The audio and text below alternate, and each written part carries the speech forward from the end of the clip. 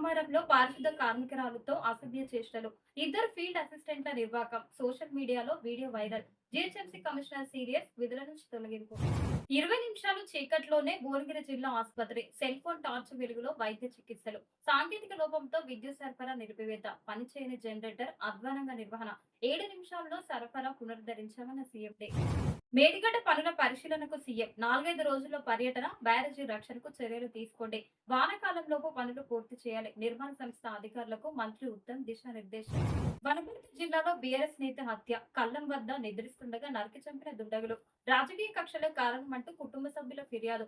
మంత్రి జూపల్లి అనుచరుల ప్రమేయం ఉందన్న బీఆర్ఎస్. మృతుడి కుటుంబ సభ్యులను పరామర్శించిన కేటీఆర్. హత్యకు భూ తగాదాలు, ఆర్థిక లావాదేవీలే కారణం. పరాకాష్ఠకు చేరిన బీఆర్ఎస్ శివ రాజకీయాలు. పరిస్థితి ఏంటి? నీటి నిల్వకు అవకాశం ఉందా? ప్రత్యామ్నాయ మార్గాలపై దృష్టి పెట్టండి. ఎత్తిపోతలకు అవకాశాలను